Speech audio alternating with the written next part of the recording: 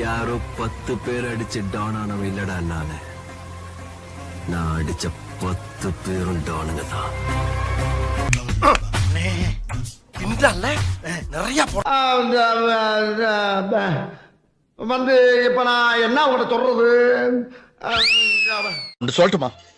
கேள்வி கேட்கறது ரொம்ப ஈஸி மாமா, பதில் சொல்றதுதான் கஷ்டம். சொல்லி பார்த்தாதான் தெரியும். சொல்லட்டுமா? கேள்வி கேட்கறது ரொம்ப ஈஸி மாமா, பதில் சொல்றதுதான் கஷ்டம். சொல்லி பார்த்தாதான் தெரியும். வெற்றி நிச்சயம், இது வேத சத்தியம், கொள்கை வெல்வதே நான் கொண்ட லட்சியம்.